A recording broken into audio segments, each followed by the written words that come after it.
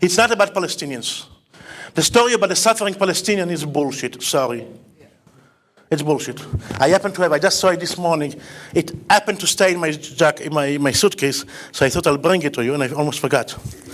This is the business card from Jibril Rajoub. It's a beautiful business card. Can you see it? It's a plastic on it, it's really old. Plastic. This is not paper, this is brass gold. Cost a lot of money to make. Can you see it?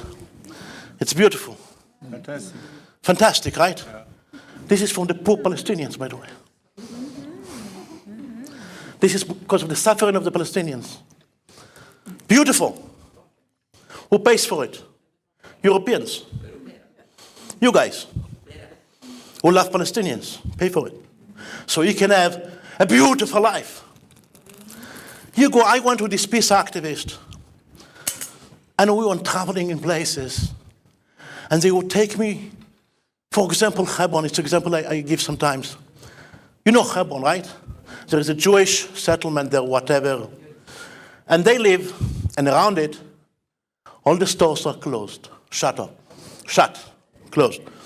And they bring these beautiful peace activists, they bring foreigners, journalists especially, to show them how bad the Israelis treat the Palestinians. So you see Jews around them, no stores, empty. The Arabs are gone. That's what the Jews are doing to the Arabs. The problem is that these areas that they bring you, imagine this is Hebron. It's right here. It's 3%. There is another 97% of Hebron. And then you ask the peace people, the Europeans, and the rest of them, who take us to tours, can we see the rest of Hebron? They say, wish we could do it, but we must go back to Jerusalem, the bus is waiting. So what would I do? With my wife over there. We want to the rest of Hebron, the 97%, to see the suffering Palestinians. You think you're suffering? Maybe they had some too much food in the belly. The restaurants were packed to the brim. The cars, you see, look at the cars riding along. Lexus, Mercedes, Audi. And this is not of the officials. This is of the people, of the residents. Stores, beautiful stores, all kinds of shopping malls. Hebron turned out to be one of the most beautiful and richest cities in the Middle East. That nobody shows you. Nobody. When do you read in the paper, in the media? The beautiful buildings, the beautiful houses in Palestine. Gorgeous. I wish I were a Palestinian. Everybody loves me. It's very good to work like this. I'm a Palestinian, hello. I'm a Palestinian, hello. Give me some money. I'm Palestinian, hello. Give me some money. Build a house for me. Yeah, sure, yes. And that's what they do. Please take the money.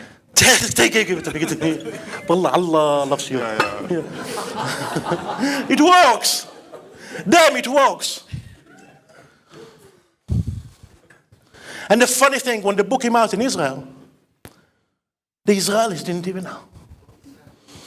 I remember when the book came out in Israel, my publisher tried to get some TV about it. So he went to Channel 2. It's a program called Ulpan Shishi, and they gave them the book.